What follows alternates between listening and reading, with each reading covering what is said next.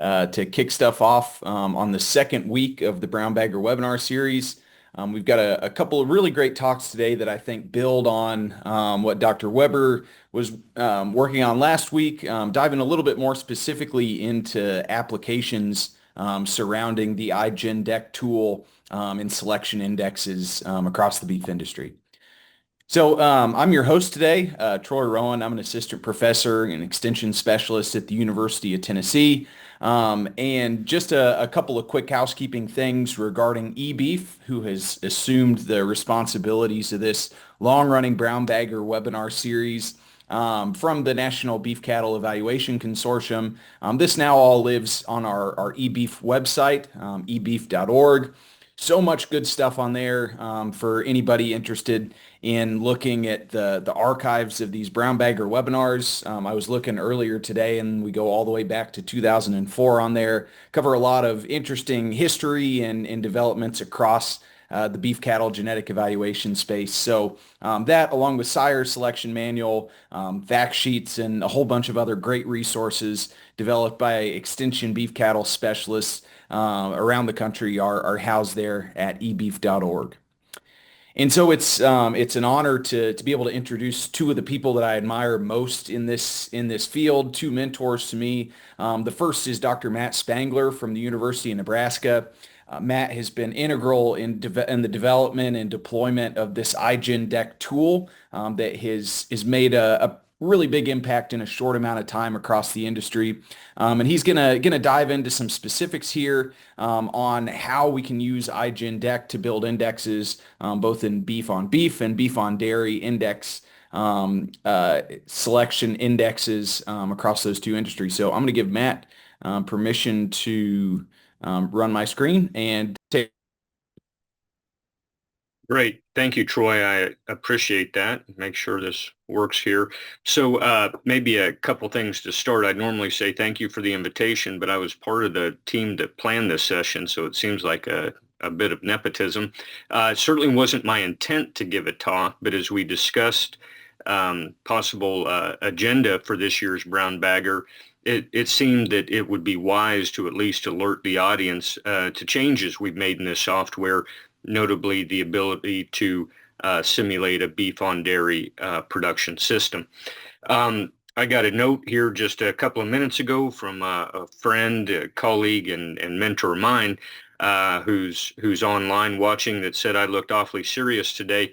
I apologize for that. I've only got two settings, serious and sarcastic, and it seemed like serious was probably more fitting for this event. So the way I frame this is I want to go over kind of a high-level overview of iGENDEC, but then also provide a side-by-side comparison of what the input is required for beef on beef versus beef on dairy, and discuss the nuances along the way, and then end with a practical example of why this actually matters. So the goal of iGENDEC was to create this web-based decision support platform to enable sire selection decisions in an economic framework, really catered to a particular enterprise, a particular farm or a particular ranch. So it's unique to the user's circumstances, and those circumstances can include their breeding objective. Are they retaining replacement females or not, or do they sell at weaning, or do they retain ownership through the feed yard, what their breeding system is, so the breeds utilized and the crosses thereof. This notion of a planning horizon, which is really the length of time in years to contemplate the economic costs and returns associated with a particular genetic selection decision. Of course, the economic parameters, think of what's it cost to maintain a cow a year? What's the cost of feed for fed cattle? And then what do I expect the price for calves when I sell them to be? And then, of course, current herd performance. So really, what's the herd look like today? Where are you starting from? All of these things can have an impact on how traits are weighted in an index, and as a consequence, impact sire selection decisions.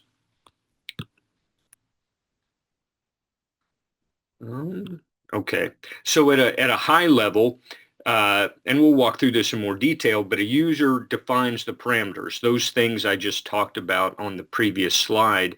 And behind the scenes, the software simulates a large beef cattle or large cattle in general population.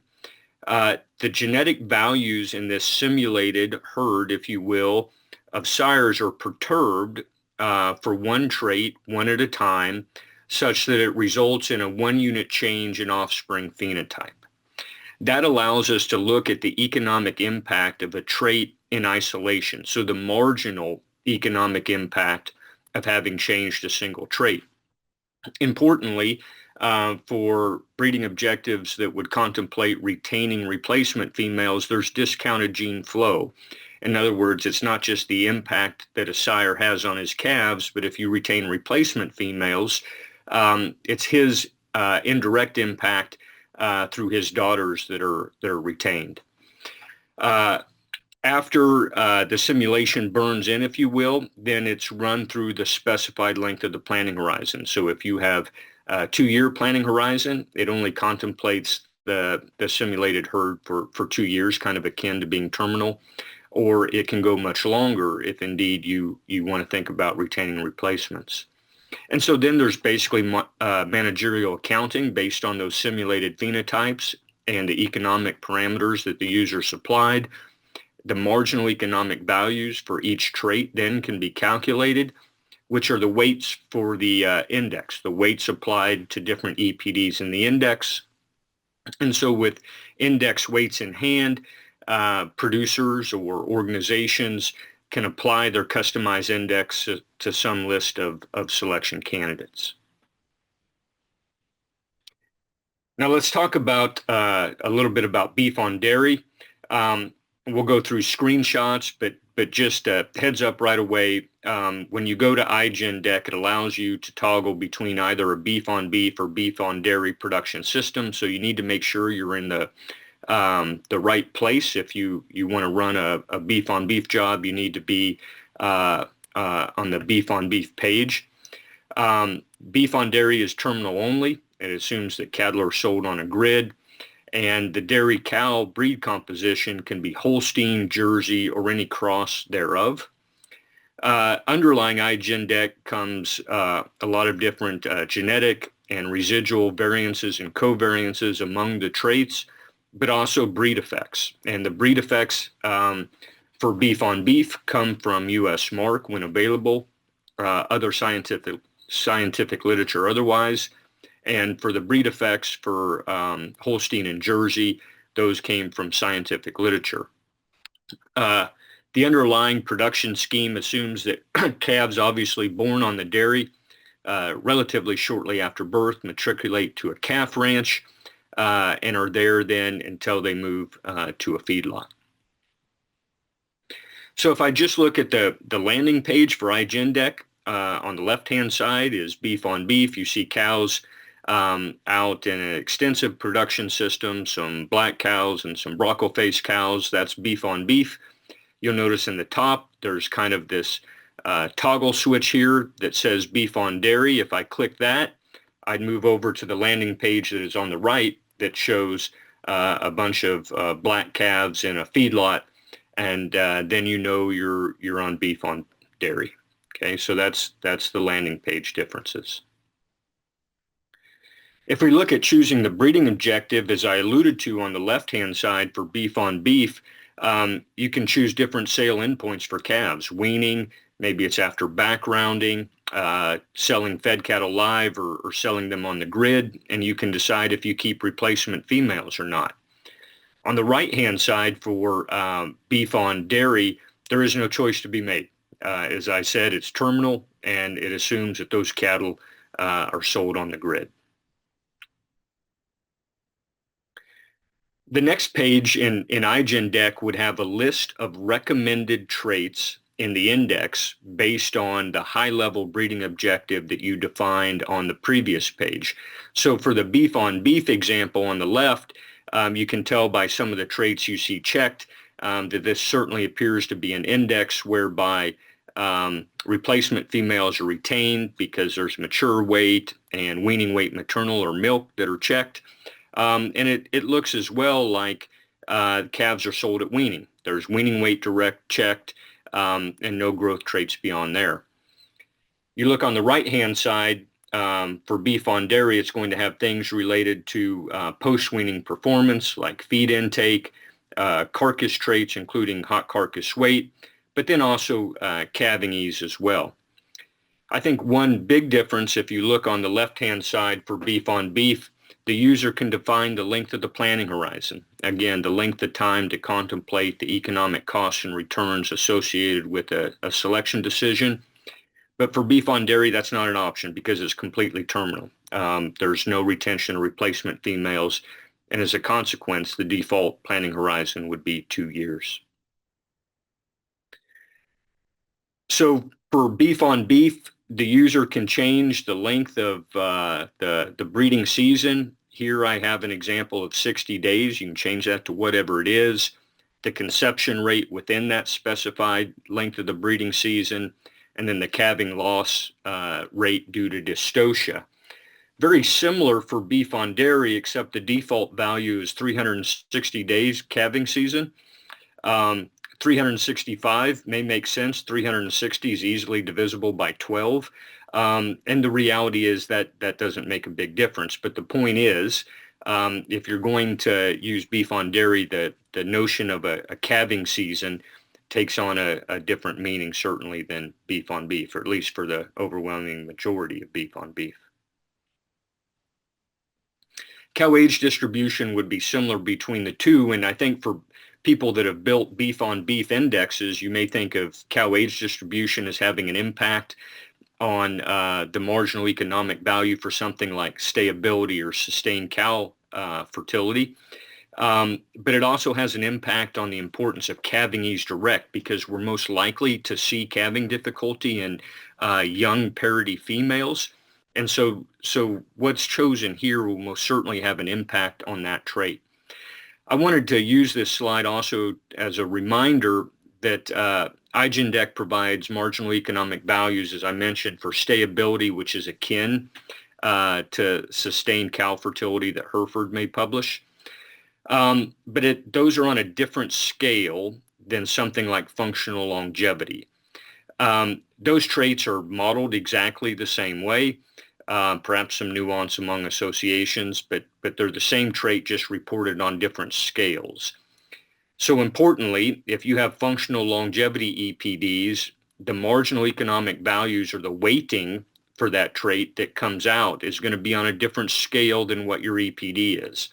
And so at least right now, that would require rescaling that yourself. Reach out to myself for potential comments or help with that. And it's something that the iGENDEC team needs to discuss going forward of how to handle that. Breeds, a long listing of breeds here that offer genetic evaluation for beef cattle in the U.S. For beef on dairy now, that includes Holstein and Jersey, and the user can define crosses of any of these breeds as well. And so there's several breed pages where you choose overall breeds that could be in the cow herd, the calves, or the bulls, and then individually choose, well, what are the bull breeds going to be? For beef on dairy, that's likely a beef breed. And then the breeds in the cows. And again, for beef on dairy, that could be Holstein, Jersey, or any cross thereof, Hojo cows. And then what the breed composition is of the current calf crop. And that's important because as the user defines the phenotypic averages of their herd for things like growth or carcass merit, it assumes that those averages came from the calves specified here, right? So if in my example, they're part Hereford and part Angus, it assumes that the average phenotypic parameters that I input later are coming from Hereford Angus calves. I mentioned economic parameters. And so for beef on beef, if you're selling at weaning, the page would look something like this, where you can enter the price per hundredweight for different sex classes and weight classes of animals. Um, but if it's either a situation for beef on beef where you're retaining ownership through the feed yard, or if it's beef on dairy, the economic parameter page would look more like this, where you're selling animals on a carcass basis.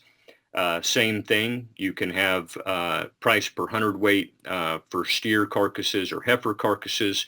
You can put in whatever weight breaks you want. Here there would obviously be a discount for carcasses less than 600 pounds and greater than 1050, but either of those could be changed by the user. The quality and yield grade pricing scheme below, proportion in the program, think of something like certified Angus beef. So what proportion of calves phenotypically would qualify for that program? In my example, I have 50%. And then you'll see program prices here. That would be any premiums available for that specified program, okay? And then costs on the left, these would be annual cow costs, annual variable cow costs, if you think about beef on beef. On the right, though, for beef on dairy, these are dollar costs per calf at the calf ranch, right? So as I mentioned, it assumes that calves go from the dairy to a calf ranch. And so this is the cost really per month for a calf to be in the calf ranch. I mentioned phenotypic means on the left-hand side. I could have a number of backgrounded days for beef on beef, the number of days they're in the feed yard, what the feed cost is per pound on a dry matter basis, and then how my herd performs or calves perform right now for growth traits, carcass traits, feed intake, and here mature cow weight. For beef on dairy, it looks different. We have a number of days on feed. Presumably that's going to be a lot larger than it would be for beef on beef. What the ration cost is, and then phenotypic means really focusing on carcass traits, and then feed intake per day on a dry matter basis.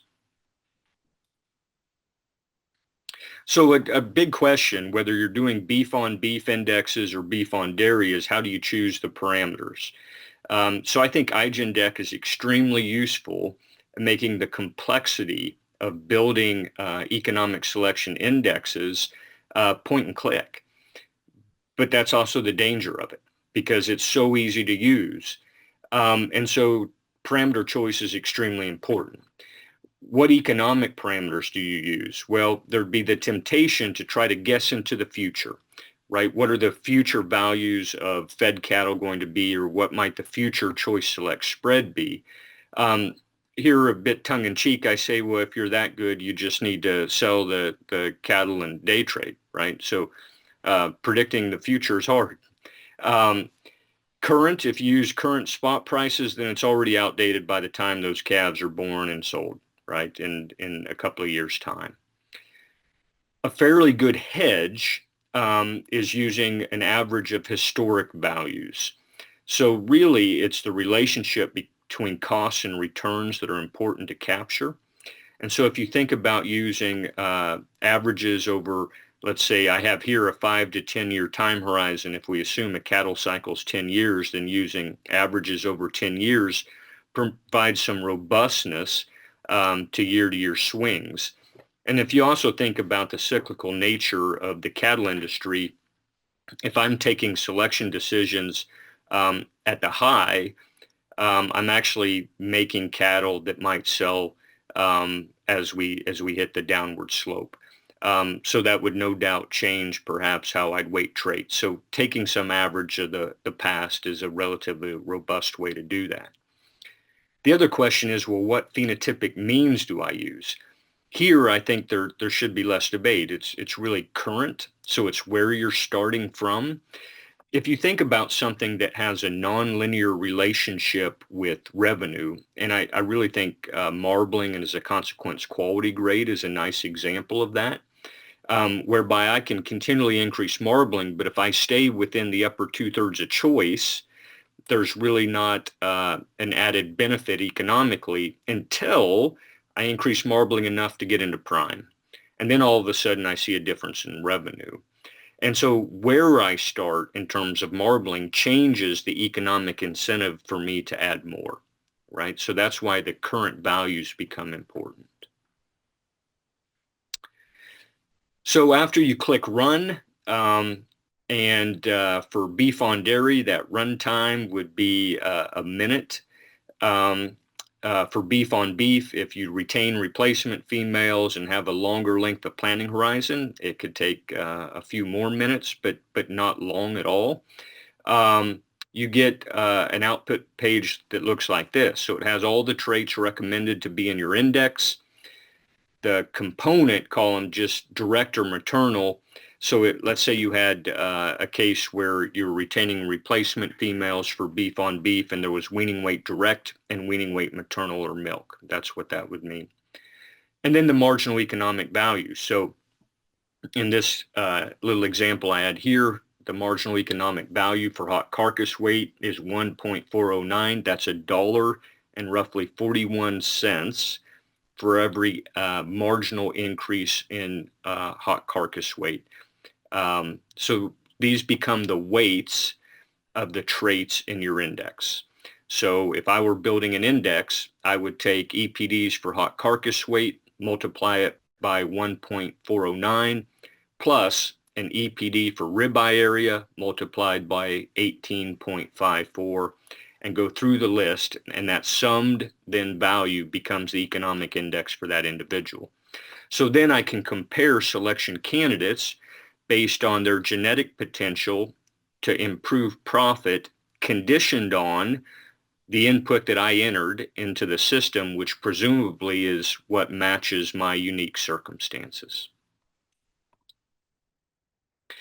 So why it matters, beef on beef versus beef on dairy. I'm going to show a few slides of some results that were done by a talented undergraduate student, Larissa Meyer, who's doing a research project with me using iGENDEC. She's run several different scenarios, and these are average beef on beef versus average beef on dairy. In the case where we assume that hot carcass weight targets are 1,000 pounds, right? Which seems large to me, but that's not unrealistic. What these values are relative emphasis. So the way to interpret them is, relatively speaking, which traits are more impactful economically to a breeding objective.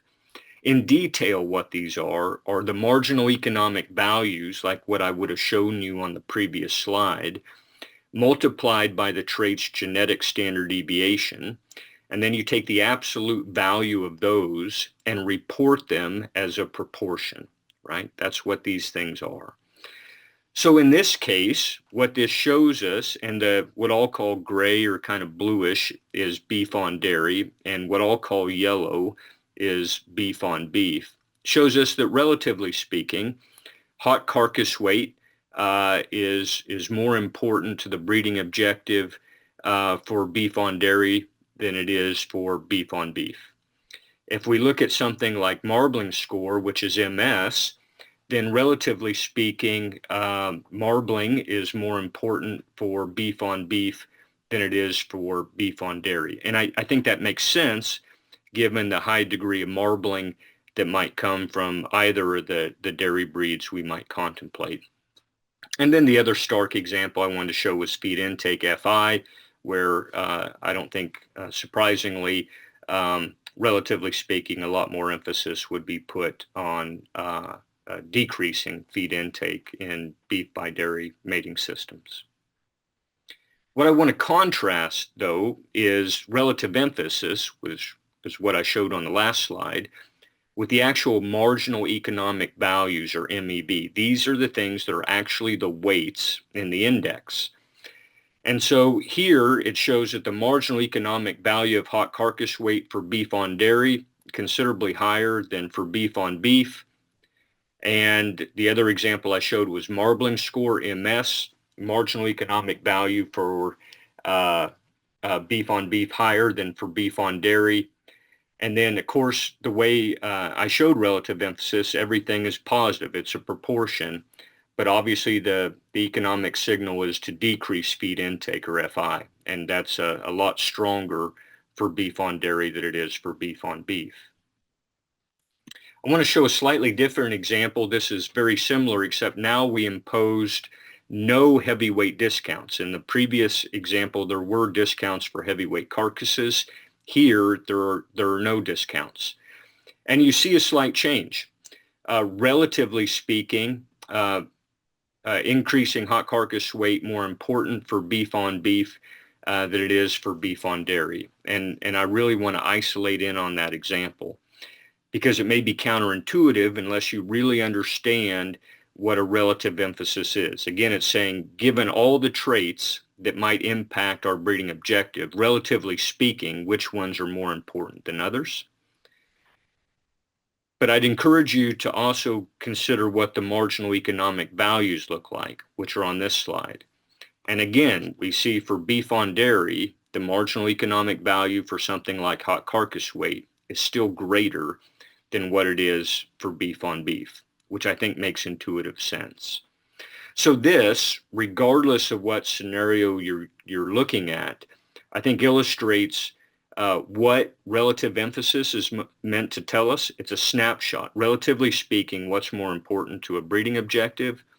The marginal economic values, though, give us granularity into the economic importance of a trait, and these are the things that actually serve as the weight in an economic index. I want to mention how you can actually access iGENDEC. You can access it through the Beef Improvement Federation website. And iGENDEC is free for extension use and for teaching in the classroom. Darrh is going to talk about use cases for both of these coming up. And I know Darrh will remind you, but I'm going to do it as well. If you plan to use it in the classroom, I just ask that you reach out to me first so we can talk about exactly how you plan to utilize it, and we can make sure that we set up accounts appropriately.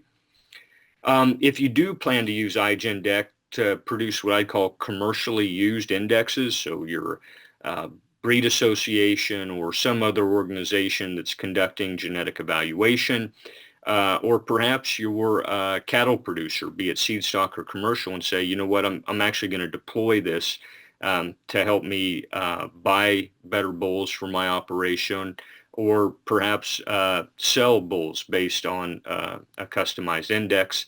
Then there are fees associated with that, and those are described on the BIF website along with terms of use. All right. I want to acknowledge a team that helped build iGENDEC. So Bruce Golden, Larry Keene, Warren Snelling, and Mark Tallman, all from the U.S. Meat Animal Research Center. Bob Weber, who's not on today, but then Scott Newman, who I think at least was on earlier. The original iGENDEC was built through funding from an AFRI grant, a USDA grant that I mentioned here.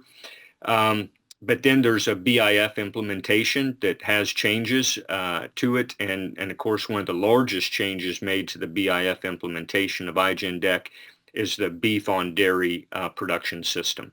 So that part of it was not supported by the USDA grant, something that came along later when BIF, rightfully so, I believe, saw a need. And there was a large producer that saw a direct need to their enterprise for something like this, and enabled us to construct this and offer it through the Beef Improvement Federation. So with that, Troy, I'd be happy to take any questions now, or I'll be on through the entirety of Darrh's session and happy to take questions later as well. Yeah, excellent, Matt. Feel free if anybody has questions, drop those in the chat, and we'll review those, and we can maybe circle back to the end. But while I've got Matt on the hook here, the one thing that stands out to me, Matt, thinking about how beef on dairy sire selection has evolved over time is the initial trait that every dairy producer cared about was sire conception rate. How big of an effect when we get down the line, maybe have selection tools for sire fertility, would you expect that to have within a beef on dairy index compared with a beef on beef index maybe? Well, the short answer is I don't know, Troy.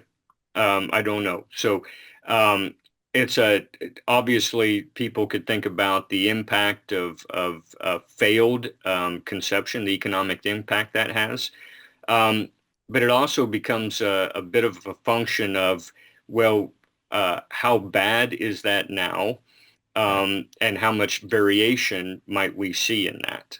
Um, and then from a practical perspective of actually deploying an index, um, how much will something like that re-rank bulls on an index? Well, it's not only how big the weight is, how big the marginal economic value is, but how much spread is there in the EPD in the population.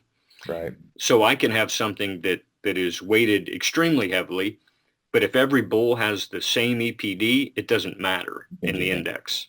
So it's a function of those two things. Very good. Thanks a bunch. Let's see. I got a couple Q&As here. First one is for many traits, the maximum or minimum is not optimum. How does this get accounted for in the calculations in iGENDEC, Matt? So I can think of probably two examples, I'm not sure which one we're talking about, but I can think of traits where the actual phenotypic recording suggests that there's an intermediate optimum. Um, I can't think of any traits right now which I could clearly say are economically relevant where that would fit. I generally think of feet and leg kinds of things, which we don't contemplate here. Um, but even in that case, the way the data are truncated does suggest that you want to select in a certain direction. The other case I might think of is something like milk or maternal weaning weight, where people might say too much is a bad thing, too little is a bad thing, so I want to be somewhere in the middle. And for that, I would argue that economics tend to drive that. So if the costing of a cow is high enough, it's going to put downward pressure on anything related to energy use. The other thing I would say, and this gets to the notion of nonlinear kinds of indexes, um, if I'm changing my index as my herd performance changes, then really I'm looking at a completely linear index because I'm going from spot A to spot B. And so keeping it updated as the herd or much more generally as the population changes, I think is important and in large part helps address that question. And one more question here, Matt, is from Sean McGrath. Can you set this calf crop sex ratios? For example, a producer using sex semen may have distinctly different relative emphasis. Not sure if that's specific to beef on dairy or to beef on beef systems as well, but So the specific answer to the question is no. From the user interface, from the web interface, you can't do that. The software certainly could do that, but not at a web interface level. Um, the idea of sex semen, though, have to think a little bit more. There's other ways to think about if it's going to be all steers, in which case it's all terminal, or all females, in which case it is completely maternal. There'd be ways to mimic that, although perhaps not perfectly, without changing the sex ratio. But to answer the question, no, from the web interface, you can't change the sex ratio. all right. Well, if anybody has other questions during Darrh's talk for Matt, we'll sort of circle back and do another Q&A session at the end here. But with that, I want to go ahead and introduce my neighbor to the north, Darrh Bullock, a professor at the University of Kentucky. And Darrh is, as Matt said, going to talk about some of these applications that iGENDEC has in extension in the classroom. And Darrh has done a lot of work on this front. So excited to hear what you've got, Darrh. Let me give you control, and you can take it away. All right, Troy, I appreciate it. Yep. So, like Matt, I would love to take credit for getting the invitation, although it was extended by me and Matt and Troy and Bob. So, appreciate the invitation, guys. I did. It is shifting gears and probably a little different than most of our brown bagger talks. I mean, even though I think we all appreciate the extension side of things and also the classroom side of things, and good knowledge coming out of the brown bagger for that. But wanted to address this one a little more directly. I've been involved with the iGENDEC program from back when it was being developed. I was on the advisory committee for that, and so got some early looks at it and all. And to be honest, I've just been highly impressed with the job that those guys did. I mean, it is a fantastic program. If you have not got on and played around with it yet, I highly encourage you to do so. And I think what I'm going to discuss this afternoon is just scratching the surface. I think that there's tons of application from both an extension standpoint and in the classroom, but I'm just going to give a couple of examples that I've been using anyway. So education, I think some opportunities. It definitely, I think, is going to facilitate the power of selection indexes and just being able to demonstrate to producers the power that they have had. As everybody knows, I mean, we have really, as geneticists, we have failed in this regard historically in terms of getting beef cattle producers to really give serious thought to indexes. I think we've made significant progress. But I think any opportunity that we can use to kind of promote the use of indexes, I think is better for our producers. I think it also helps us, and I'm going to demonstrate, I think, this a little bit, focus on economically relevant traits, and also think a little bit more about, as Matt was talking about, you know, how much emphasis we should be putting on traits. I think that's going to be critical as well.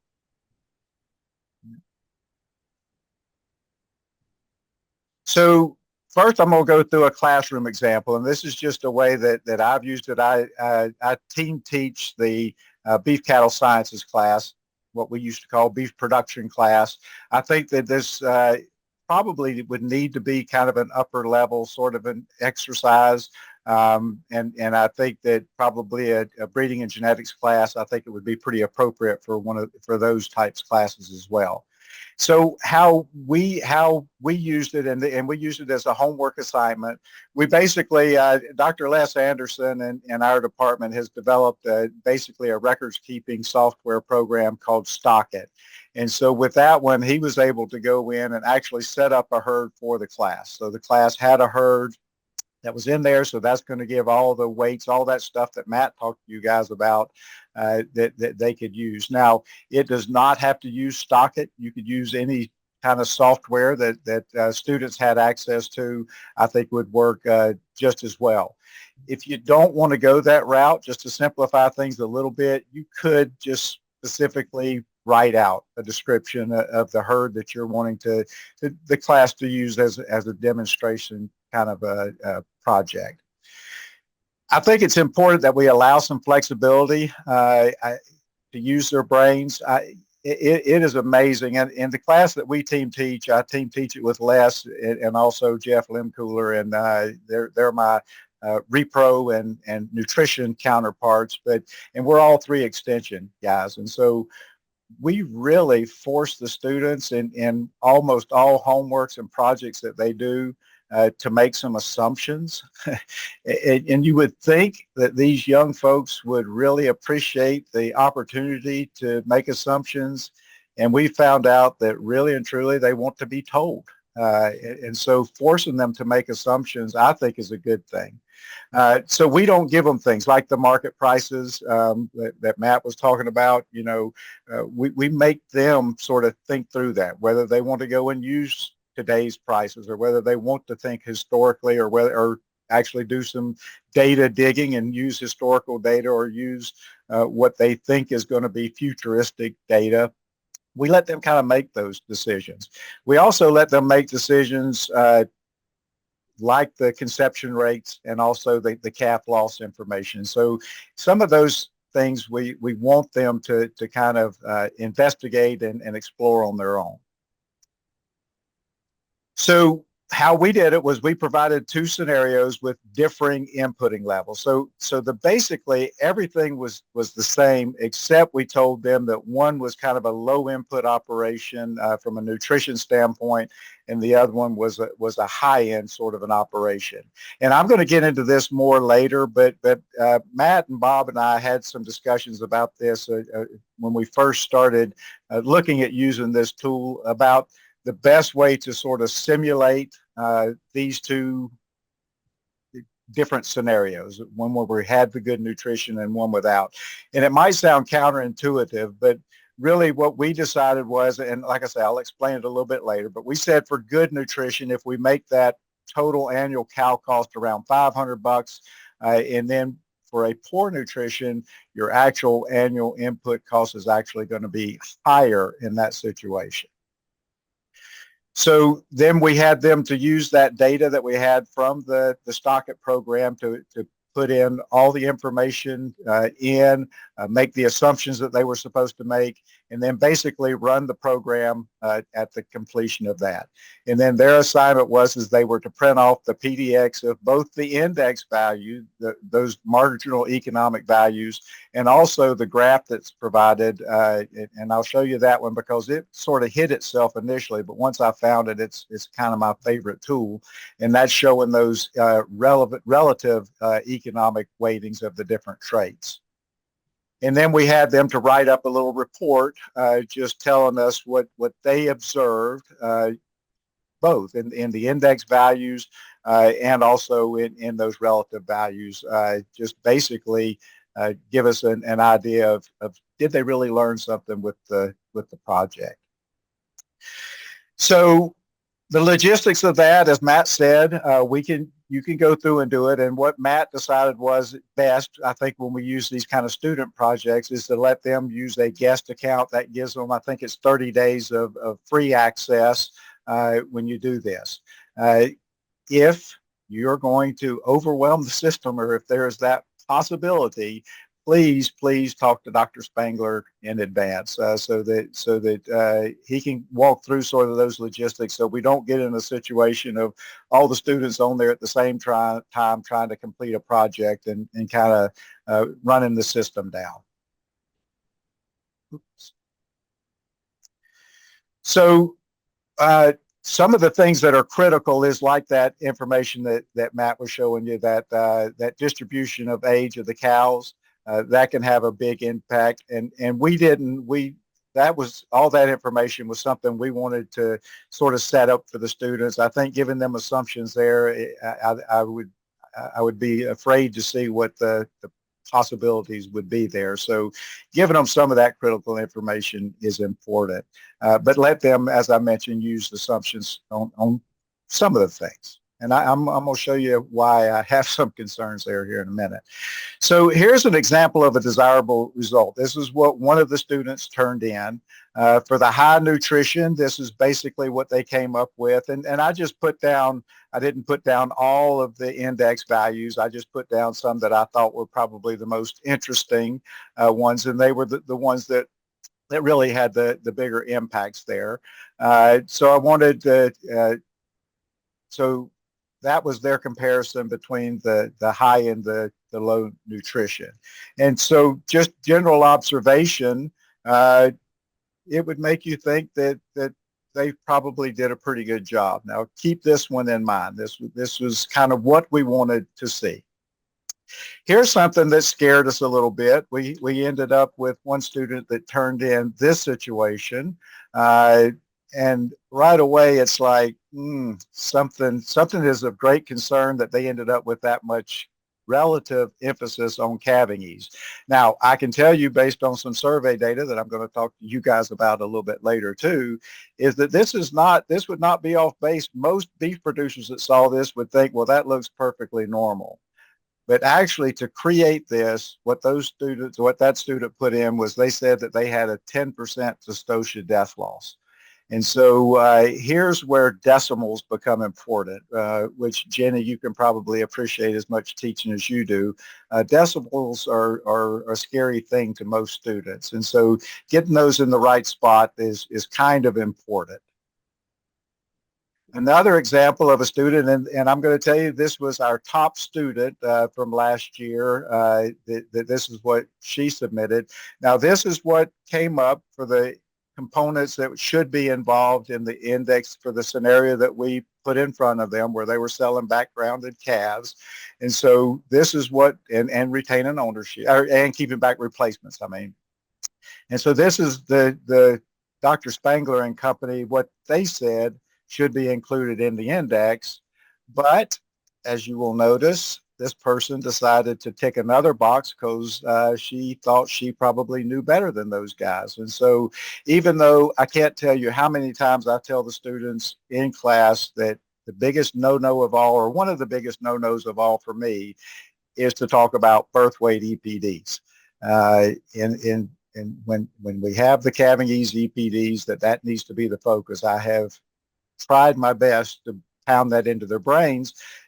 Seeing this told me right away that I'm not always successful with what trying to teach these students.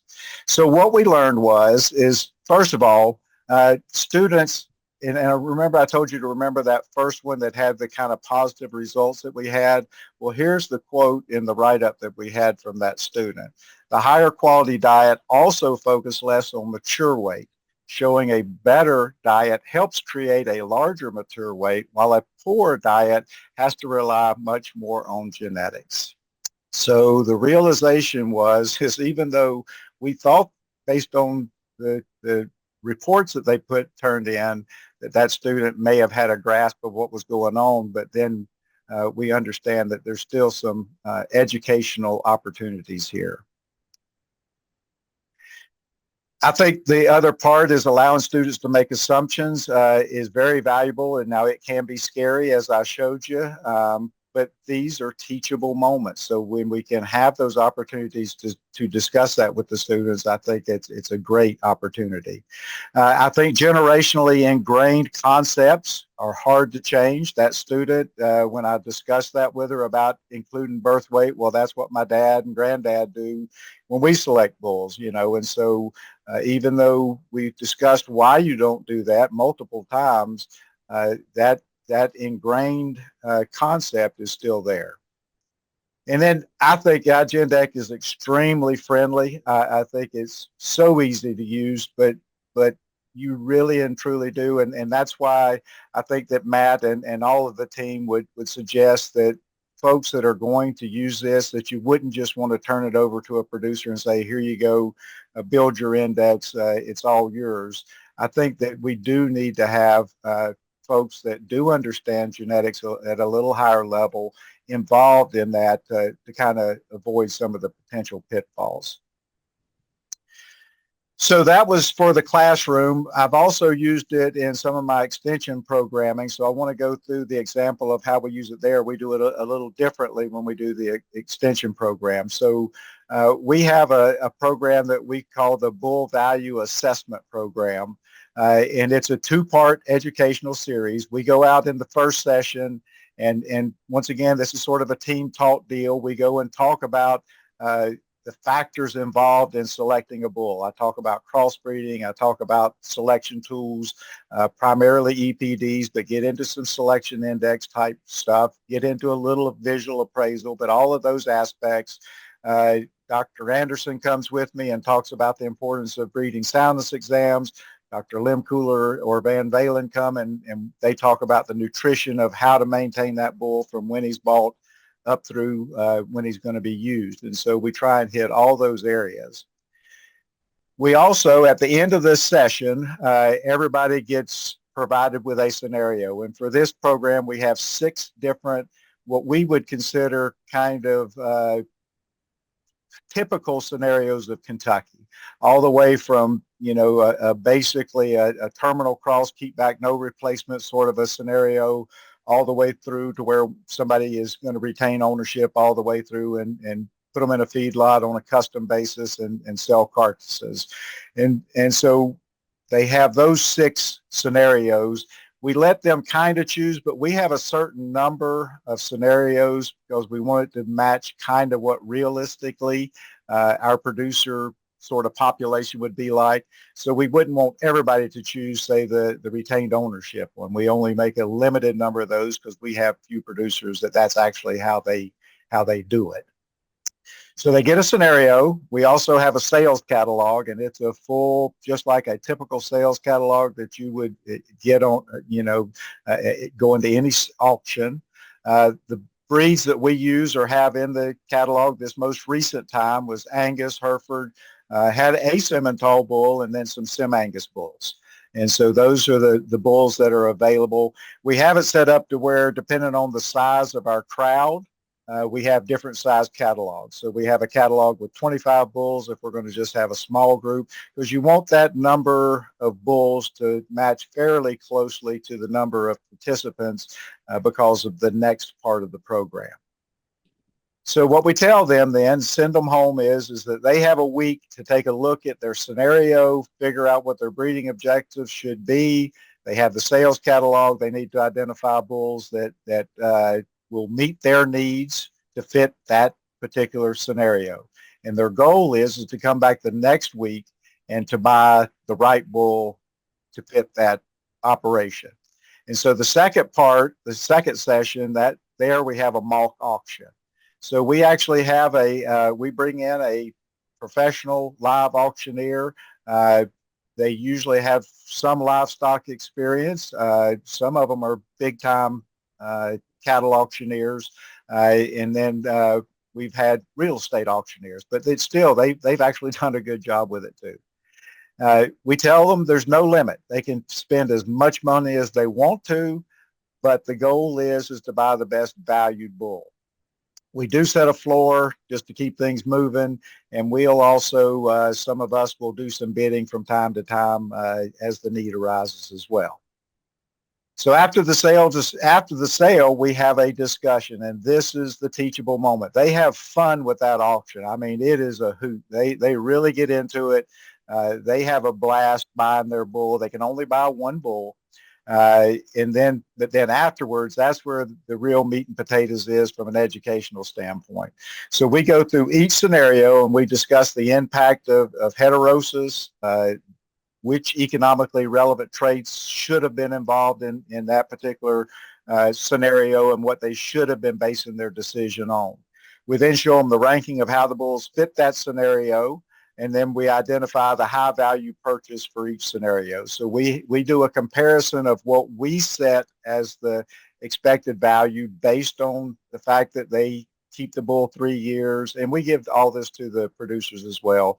And so we tell them the number of cows going to be bred, the number of heifers, the number of years that they'll keep the bull, and all that. And so based on that, we calculate a value of the bull based on that selection into a relative value.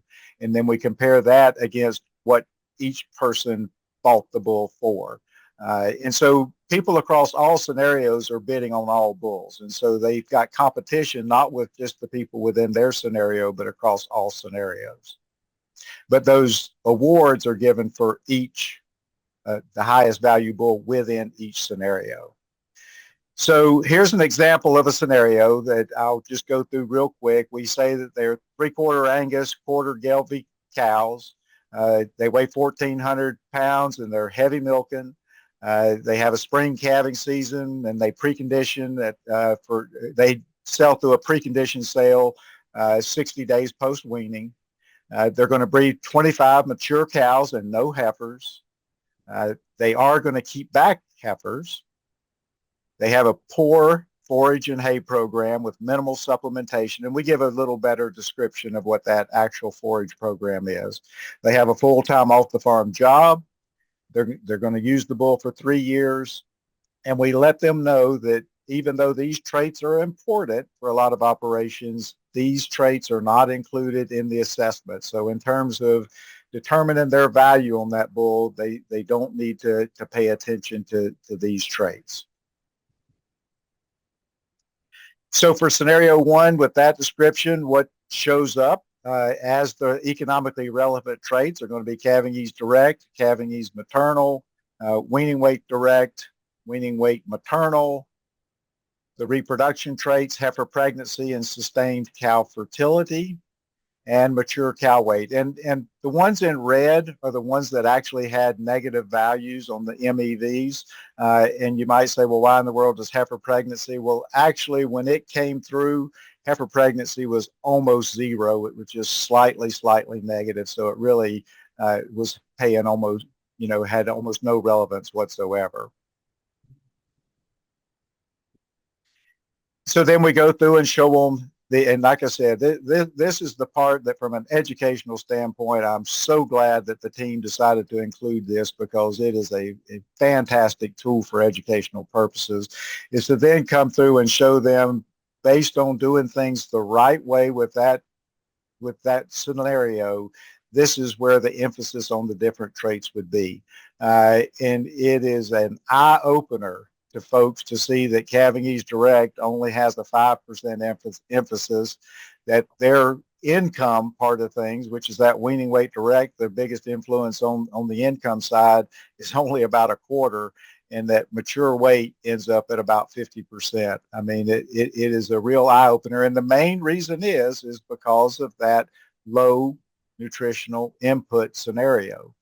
That's what drives that mature weight value so high. And I'll show you an example here in a second. So we go through and show them, we do the same thing and show them how similar it is, actually, depending on which breed they do. The values might be different, but in terms of these relative emphasis, it doesn't change a great deal. And so, as I said, we then show them how the bulls ranked. And for this scenario, based on it, and this is always surprises them when we show them that the Hereford bulls were the ones that ranked the highest. We did have one Sim Angus that slipped in there, and then the Angus bulls were trailed pretty far behind.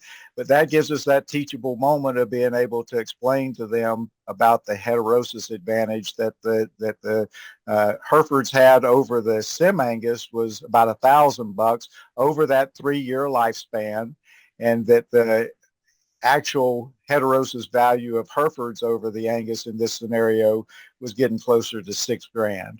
And so you could afford to pay a whole lot more for one of those for the Hereford bull to get, because of what value you're going to get out of heterosis alone. We also always like to point this one out and show them kind of at the end of a situation where everything is held exactly the same except for the high and low nutrition aspects of it, and what that does to these economic relative emphasis that they should be placing on these traits. With the low nutrition, as we showed earlier, that's going to be close to 50% emphasis on mature weight, and not a whole lot of opportunity then to make much selection for stayability. And the income side of things right there around a quarter. Well, we showed them that didn't change a whole lot. We don't change a whole lot in terms of that income side with the weaning weight part, but what shifts mostly is we can de-emphasize how much pressure we put on mature weight, and that allows us to put more emphasis on the reproduction traits like stayability. And so it really is a good take-home message for these guys of thinking through and thinking the importance of these traits, because I don't know about the rest of you guys across the country, but we don't have any producers that are paying a whole lot of attention to mature weight, and they need to be. Most of our producers are going to fall into a scenario pretty similar to these lower input nutrition situations. We have some exceptions to that, but we have a lot of producers that would be their situation, is this left-hand side of the equation. So some of the challenges I think of this is we do have to make a lot of assumptions, and you guys might not agree with some of the assumptions that I've made or we as a group have made, but it is a part of it. For heterosis, accounting for that, we basically use some of the old information that's out there about the weaning weight per cow exposed at about a 20% level. And we attributed about 2/3 of that to the maternal component, about 1/3 to the individual component. You have to run each of the breeds through the iGENDEC. And so everything's basically going to be the same except your breed selection, and that does slightly change what those MEVs are. But to run this program for what we actually use to multiply, Matt said you multiply that MEV by the EPD. Well, in order to do this a cross-breed comparison, then we had to adjust all those EPDs to a single breed basis. And so that has to be done before you actually apply out to get that value that bull is going to actually contribute, the breed of bull. Oops. So that's what I'm just saying here, that we have to use those adjusted EPDs. And then how do we handle the EPDs that we don't have a trait for? Like, prior to when we were doing this last year, Angus did not have anything similar to a stayability. And so you just have to make that breed average. It's, you can claim unfair all you want to, but I can't figure out, or we couldn't figure out any other way to do it. So the relative value differences by determining, so what we do is compute out that, and basically it's multiplying out that to get the index value, and that's on a per animal basis. And so then you have to multiply that out by over that 3 years, how many calves you're going to have born, and apply that the heterosis factor in as well to get your total value for that bull. And then creating a way to account for differing levels of nutrition. What we did is, like I said, we put a higher value on the low nutrition one because we're assuming that adequate management has the normal cost for cow maintenance. So if you think about it in this way, that if all other factors are held constant, the conception rate, sale price, our sale weights, all of that is the same. Then under poor forage nutritional management, we have to think about it. In order to get the same level of production, we would have had to have supplemented.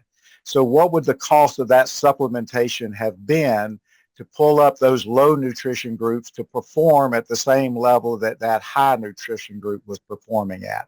So that's the approach we took. Now you could take it a different way. You could try and assume that based on the low nutrition and give them lower conception rates and lighter weight calves and some of those things. We felt that approach A was better, but I'm not going to argue with you if you want to do it a different way. So some opportunities, like I said, I think these are great teachable moments. The one that most people come up and talk to me about afterwards is that it absolutely convinced them that they need to do a better job of crossbreeding. Now, whether they go home and do it or not, I don't know, but that's the one that most of them talk about. The relative economic importance of those various traits is a great teachable moment as well. I think that trying to get producers to understand that they don't have to put as much emphasis as they're putting on like calving ease direct, and the fact that they probably should be putting some more emphasis on bringing down their mature cow weights are important messages. And then the comparative analysis between those low levels of nutrition versus high, once again, that's kind of that take-home moment. With that, I'm going to end. Sorry, I pulled us a little over there, Troy, but I do want to point out I really need some help from you guys. You guys are out in the field and working with producers and all. We need more people doing this survey. We actually started this back in the spring. This is in partnership with National Beef, NCBA, and also BIF. And so we're wanting as many seed stock and commercial producers as possible to take this survey. And what we're trying to gain is these questions are primarily focused on how much emphasis are you putting on the various traits. And I'm going to tell you, we've had a really good response here in Kentucky, and just looking over those numbers, most of our producers are putting about 30 to 50% emphasis on calving ease direct.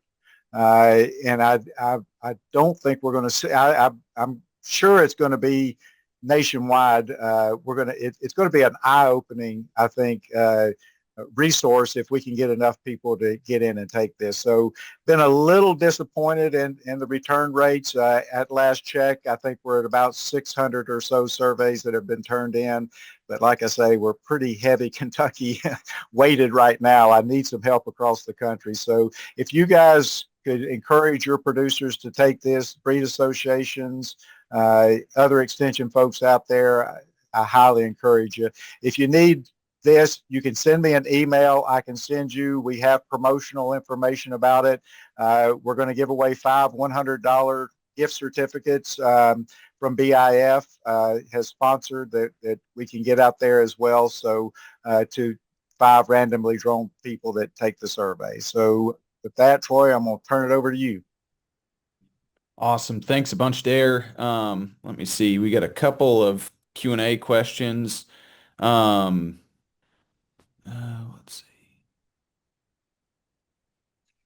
I like Mark's response. Yeah, yeah.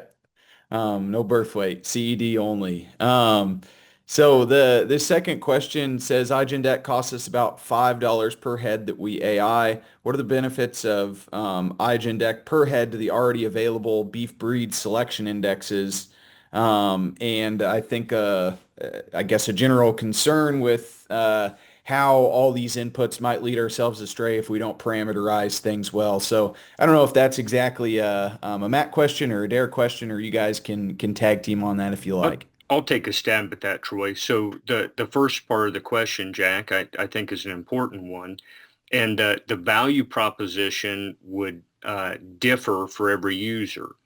And the reality is if somebody's used iGENDEC, they have that answer at hand.